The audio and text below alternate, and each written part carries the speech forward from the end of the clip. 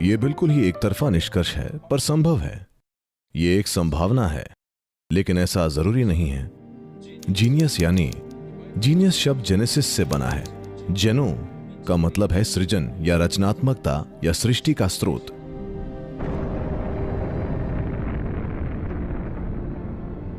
तो जीनियस का मतलब है कि उसने सृष्टि के स्रोत को जाने या अनजाने में छू लिया है। या तो आप चेतन होकर जीनियस होने की ओर बढ़ सकते हैं या अचेतन ही जीनियस बन सकते हैं। जब मैं अचेतन ही जीनियस बनने की बात करता हूं, तो आप बीथोवन का नाम ले सकते हैं। वो एक अचेतन जीनियस हैं। उन्हें नहीं पता है कि वो एक संगीतकार क्यों हैं, लेकिन वो हैं। वो सुन नहीं पाते, लेकिन फिर भी संगीत उनमें बहता है। क्योंकि अपनी बहुत अच्छी आवाज की वजह से आप संगीतकार नहीं बनते, आप अपनी सुनने की असाधारण क्षमता की वजह से संगीतकार बनते हैं।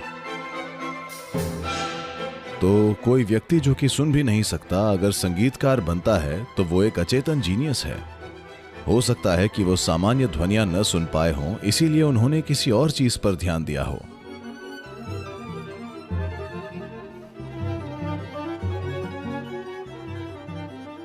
आपने योगियों को बात करते सुना होगा, कैसे अगर आप ध्यान में जाते हैं तो आपको पहले एक घंटी की आवाज सुनाई देगी, फिर एक वीणा की सुनाई देगी, फिर आपको कुछ और सुनाई देगा, कोई और संगीत।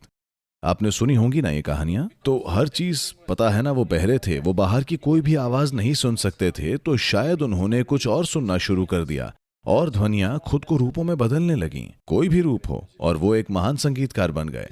तो संभवतः ये एक अचेतन जीनियस है। हम कोई फैसला नहीं कर सकते, पर यह मुमकिन है। लेकिन आप ये बिल्कुल नहीं जानते। हो सकता है कि वो जागरूक रहे हों, लेकिन यूरोप में होने के कारण वो ऐसी चीजें बोल न सके हों। तो हो सकता है कि वो संगीत तो बाहर निकालते रहे, लेकिन इसके बारे में कभी भी बोल नहीं सके, क्योंकि किसी खास समाज में यह सब बोलने की मनाही थी। अगर वो भारत में होते तो जो कुछ भी चाहते सब बोल सकते थे, क्योंकि यहाँ सुरक्षा का जाल था। नहीं, ये बहुत जरूरी है। अगर आध्यात्मिक आयामों को समाज में सचमुच ऊंचा उठाना है, तो इसकी स्वतंत्रता वहां होनी चाहिए। इससे वहां पागल भी आएंगे, दीवाने भी आएंगे, लेकिन ज्ञानी लोग भी उभर कर आएंगे। आपने गणितज्ञ रामानुजन के बारे में तो सुना होगा। उन्होंने अपनी मृत्युशैया पर एक थ्योरम लिखी। उसके पहले वो कई लिख चुके थे, लेकिन उन्होंने अपनी मृत्युशैया पर भी एक थ्योरम लिखी। मुझे लगता है कि 100 साल बाद 2010 में वो ये पता लगा पाए कि ये थ्योरम ब्रह्मांड में ब्लैक होल को बयां करती है।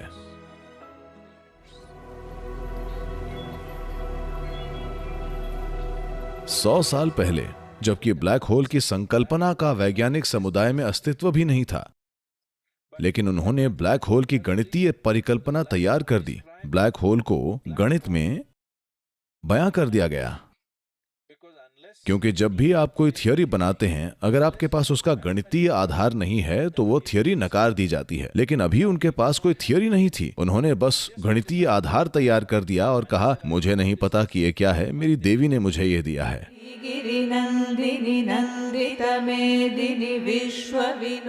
जैसे कि ईशा योग केंद्र में हमारे पास लिंग भैरवी है, इसी तरह कुछ देवी देवता सृष्टि में एक प्रतिष्ठित खिड़की की तरह होते हैं। इसलिए ये सभी देवी देवता असल में एक असीम संभावना का दरवाजा होते हैं।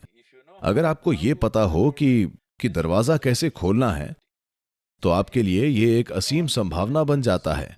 उनके लिए वो सब गणित बन गया, किसी दूसरे व्यक्ति के लिए वो संगीत बन गया होगा, वहीं किसी और के लिए ये कुछ और बन जाता है। या अगर आप सचेतन इसकी ओर बढ़ रहे हैं, आप जो कुछ भी चाहें वो आप इसे बना सकते हैं। अचेतन अगर आप वहां पहुंचते हैं तो ये ब्रह्मांड का एक आयाम बन सकता है। तो गणित की खोज आपके क्लासरूम में नहीं हुई है। अपने गणित के टीचर को मत कोसिए, ये तो ब्रह्मांड की प्रकृति है।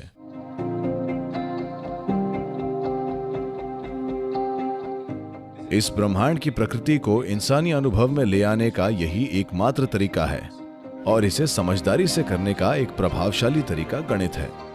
शब्द बिल्कुल व्यर्थ हैं। The only efficient way to do it is to imbibe the universe as a part of yourself.